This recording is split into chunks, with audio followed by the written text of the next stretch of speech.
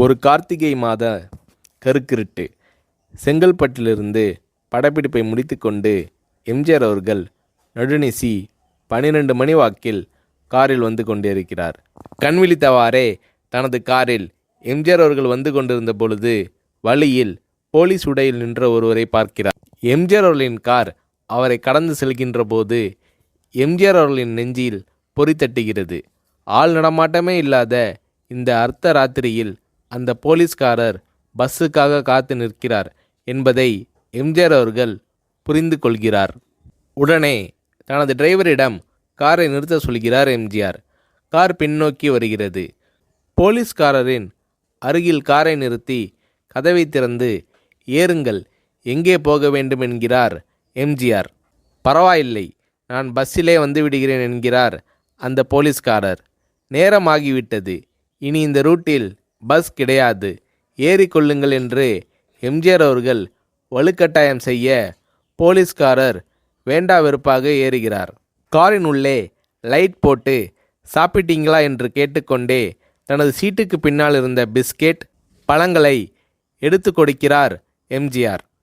இப்படி ஓசியில் பயணம் செய்வதே எனக்கு உடன்பாடில்லை. இன்னும் நீங்கள் உண்ண சொல்லி வேறு என்னை இழிவுபடுத்தாதீர்கள் என்று போலீஸ்காரர் மறுக்கிறார். எம்ஜிஆர் அவர்கள் பூரிக்கிறார். இருப்பவனிலிருந்து இல்லாதவன் வரை படித்து பதவியில் இருக்கும் எத்தனையோ பேர் எனக்கு அது வேண்டும் இது வேண்டும் என்று எம்ஜிஆர் அவர்களிடம் வேண்டியதை பெற்று செல்கிறார்கள். ஆனால் சாதாரண பொறுப்பில் இருக்கும் இந்த போலீஸ்காரரின் நேர்மை எம்ஜிஆர் அவர்களை மெய்சிலிர்க்க வைத்துவிட்டது.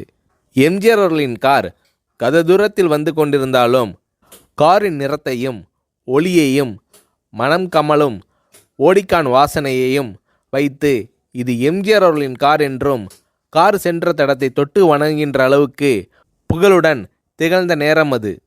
அரை மணி நேரம் கார் சென்று கொண்டிருக்கிறது.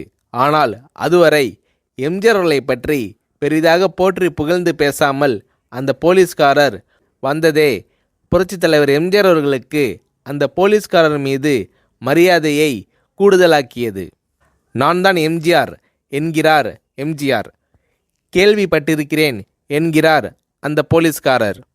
பொன்மனச்செம்மல் எம்ஜிஆர் அவர்களின் முகத்தில் கோபம் இல்லை, பதிலுக்கு பொன்முறுவல் மலர்கிறது. என் படங்களை பார்த்து இருக்கிறீர்களா என்று கேட்கிறார் எம்ஜிஆர். நான் சினிமாவே பார்ப்பதில்லை என்கிறார் அந்த போலீஸ்காரர். புரட்சித் தலைவர் எம்ஜிஆர் அவர்கள் இன்னும் பிரமிக்கிறார். இப்போது கார் சத்தத்தை தவிர ஒரே நிசப்தம். போலீஸ்காரர் தனது வீட்டிற்கு 1/2 கிலோமீட்டர் தூரத்திற்கு முன்பே காரை நிறுத்த சொல்லி இங்கேயே இறங்கிக் கொள்கிறேன் என்கிறார். ஏன், நீங்கள் குறிப்பிட்ட அந்த விலாசம் இன்னும் 1/2 கிலோமீட்டர் தூரம் இருக்கிறதே என்கிறார் எம்ஜிஆர். சாதாரண போலீஸ் உத்தியோகத்தில் இருக்கும் நான் காரில் வந்து இறங்கினால் என் வீட்டிற்கு அருகில் உள்ளவர்கள் என்னை தவறாக நினைத்து கொள்வார்கள். இதுவரை இப்படி நான் யார் காரிலும் ஓசியில் வந்து பழக்கமில்லை. நீங்கள் இவ்வளவு தூரம் செய்த உதவிக்கு நன்றி என்கிறார் அந்த போலீஸ்காரர். புரட்சித் தலைவர் எம்ஜிஆர் அவர்கள் அதற்கு மேல் எதுவும் பேசவில்லை. அவர் எந்த போலீஸ் ஸ்டேஷனில் பணிபுரிகிறார் என்பதை மட்டும் கேட்டு தெரிந்து கொண்டு கிளம்புகிறார். அடுத்த நாள் செங்கல்பட்டு போலீஸ் ஸ்டேஷனுக்கு ஃபோன் செய்து நான் எம்ஜிஆர் பேசுகிறேன் என்கிறார் எம்ஜிஆர். ஃபோனை எடுத்த டிஎஸ்பி உதறலோடும் உற்சாகத்தோடும் தலைவரே வணக்கம் என்கிறார். இரவு சந்தித்த போலீஸ்காரரை பற்றி விசாரிக்கிறார் எம்ஜிஆர். அந்த டிஎஸ்பி சொல்கிறார், நீங்கள் குறிப்பிடும் அவர் இன்று விடுப்பில் இருக்கிறார். அவர் கையூட்டு வாங்காதவர், கடமை தவறாதவர், காவல்துறையின் நேர்மைக்கு இவரே இலக்கணம். வெற்றிலை பாக்கு, பீடி, சிகரெட் போன்ற போதை வஸ்துக்கள், நாடகம், சினிமா போன்ற பொழுதுபோக்கு அம்சங்களையெல்லாம் இவர் அறியாதவர். கல்யாண வயதில் உள்ள 3 பெண்களையும் கரை சேர்க்க முடியாமல் கஷ்டத்தில் இருக்கிறார் என்கின்ற விபரம் டிஎஸ்பியால் எம்ஜிஆர் அவர்களுக்கு சொல்லப்படுகிறது. அவரை நாளை என் தோட்டத்திற்கு வர சொல்லுங்கள் என்கிறார் எம்ஜிஆர். கேட்டுக்கொண்ட டிஎஸ்பி உங்களோடு ஃபோனில் ஆளுக்கு ஒரு வார்த்தை பேச இன்ஸ்பெக்டர், சப் இன்ஸ்பெக்டர் உட்பட எல்லோரும் ஆசைப்படுகிறார்கள். ஃபோனை அவர்களிடம் கொடுக்கலாமா என்கிறார். எம்ஜிஆர் அவர்கள் கொடுங்கள் என்கிறார். பேசுகிறார். அந்த போலீஸ் ஸ்டேஷனே புண்ணியம் பெற்றதாக மகிழ்ச்சி அடைகிறார்கள் அந்த போலீஸ்காரர்கள். மறுநாள் அந்த போலீஸ்காரர் ராமவரம் தோட்டத்திற்கு அழைத்து வரப்படுகிறார். அவரிடம் பேப்பரில் மடித்த பெரிய பணக்கட்டை கொடுத்து, இதை வைத்து உங்கள் பெண்களின் கல்யாணத்தை நடத்துங்கள் என்கிறார் எம்ஜிஆர். போலீஸ்காரர் மறுக்கிறார்.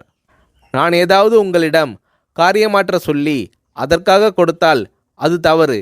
என்னால் ஆக வேண்டியது உங்களுக்கும், உங்களால் ஆக வேண்டியது எனக்கும் எதுவும் இல்லை.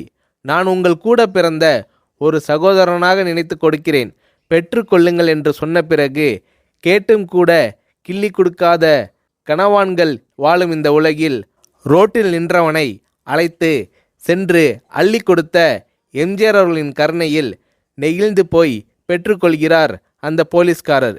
பிறகு ஒரு தேதியில் புரட்சித் தலைவர் எம்ஜிஆர் அவர்களே சென்று அந்த போலீஸ்காரரின் 3 பெண்களின் திருமணத்தையும் நடத்தி வைத்து வாழ்த்தி இருக்கிறார்.